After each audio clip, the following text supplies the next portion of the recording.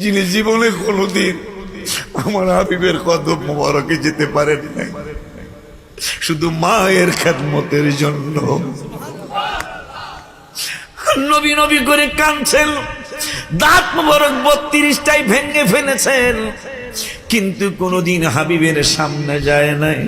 তাসাউফ কাকে বলে, তাসাউফ কেন শিক্ষা করা উচিত, হক পীর মুর্শিদের কাছে কেন যাওয়া উচিত? আব্বা জাল্লানি আমার জীবনে কোনোদিন হাবিবের সামনাসামনি যায় নাই। যখন ওমর এবং আলী রাদিয়াল্লাহু তাআলা নবীজির জুব্বা মোবারক নিয়ে ওয়াসকুরুনি রাদিয়াল্লাহু তাআলা আনহুকে খোঁজার জন্য ওমানে গেলেন, সরাসরি আমি মাজার শরীফ 19 সালে জিয়ারত করেছি। আব্বা জাল্লানি আমার, বাবা জাল্লানি আমার, যাওয়ার পরে মানিকনগর, মনে করেন মানিকনগর ওয়াসকুরুনির গ্রাম, জিজ্ঞাসা করতেছে ওয়াসকুরুনি নামে কোন মানুষ আছেনি? মানুষ কয় এই নামের তো কোনো মানুষ আমরা চিনি না। তাই ভালো করে চিন্তা করে দেখেন, কারণ আবু বকর, ওমর, ওসমান তো জানে আল্লাহ বলেছেন ওয়াসাদাকাল্লাহু ওয়া রাসূলুহু, নবীজি মিথ্যা বলেন না, আমি সত্য বলি, আমার হাবিবও সত্য বলে। নবী যেহেতু বলছে এই গ্রামে মানিকনগর ওয়াসকুরুনির বাড়ি, মানুষ দিক চিনি না। হঠাৎ করে আমার বাজানের মতো, আমার ভাইয়ের মতো একজন মানুষ বলে ওয়াসকুরুনি চিনি না, তবে পাশের গ্রামের জঙ্গলের ভিতরে না, তবে জঙ্গলের মোটামুটি কিনারে, জঙ্গল জঙ্গল ভাব, ওই জায়গায় একটা পাগলা ইবাদত করে সারাদিন, শুধু নামাজ পড়ে আর কান্দে। তাকে অনেক করণী কুরুনি বুঝি না, তবে ওয়াইজ ওয়াইজ বলে, লোকটার কাছে আমাদেরকে নিয়ে যাও।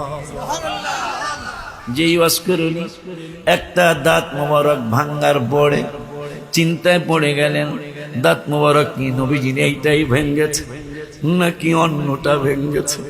চিন্তা করে নবীর দাঁত মোবারক যদি পাশেরটা ভেঙ্গে থাকে, আমি যদি অন্য পাশেরটা ভাঙ্গি, তার সুন্নত তো পুরাপুরি পালন হলো না, সুন্নত তো পুরাপুরি পালন হলো না। এই জন্য পাশের দাঁতরা ভেঙে ফেললেন। টেলিফোন নাই, ওয়্যারলেস নাই, ল্যান্ডফোন নাই, ওয়াসকুরুনি পাগলাই আবার চিন্তায় পড়ে গেলেন, যদি সামনের 2টা দাঁত মোবারক না ভেঙে আর 2টার পরে 3য়টা যদি ভেঙে থাকে, হাবিবের সামনে আমি কেমনে মুখ দেখাবো? 3 নম্বর দাঁতটাও ভেঙে ফেললেন, 3 নম্বর দাঁতটাও ভেঙে ফেললেন। 3 নম্বরটা ভাঙ্গার পর 4র্থ নম্বরের জন্য চিন্তা করতেছেন, না জানি নূরের নবীর ডান পাশের 4র্থ দাঁত মোবারকটা ভেঙে ফেলেছে। এইভাবে চিন্তা করতে করতে করতে করতে 32টা দাঁত পুরাটাই ভেঙে ফেললো। আমি ওমান থেকে আইসা গজল লিখলাম, যে এই গজলের এক গজলের হাদিয়া 55,000 নগদ পেয়েছিলাম। তোমরা তো ছিল স্টেজে, এই গজলটার এক গজলে 55, আমরা কথা লাগবো না, আপনারা মনে নাম ওটা হাদা লেখা করতেছে না।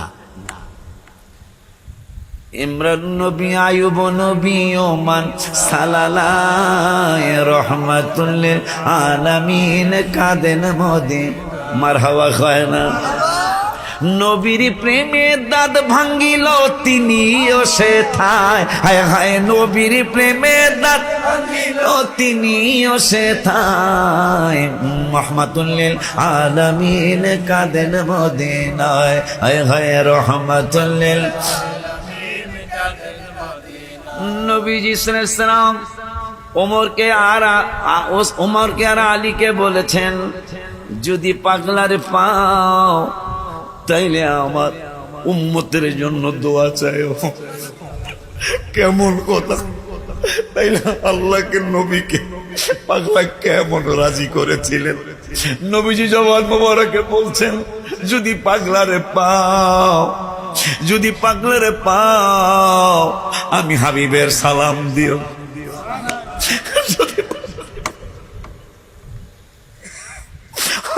যদি পাগলারে পাও, কেন মিলাদুন নবী করি, কেন জুলুস করি? কেন আনন্দ মিছিল করি? বাইরা আমাদেরকে নিয়ে টিটকারি মস্কারি করে, এরাদি শুধু আনন্দ করে, কান্দে না। মানে আমরা কেন? কারণ নবী যেই দিন আসছে সেই দিনই নবী বিদায় নিয়েছেন। নবীজি ইবনে মাজা শরীফে বলেছেন, শুধু আমি না,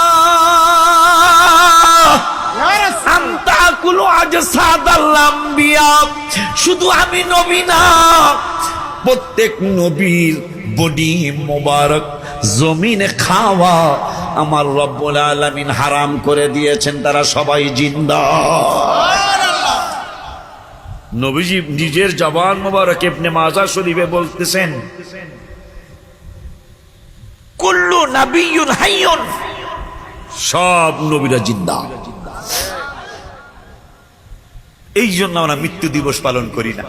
নবীজি বলছেন আমি জিন্দা, মারহাবা কয় না। প্রত্যেকটা উম্মতের সালামের জবাব আমার হাবিব দিতেছে। কেন ভাই? বড় আলেম, সালাম দেওয়া সুন্নত, জবাব দেওয়া ওয়াজিব।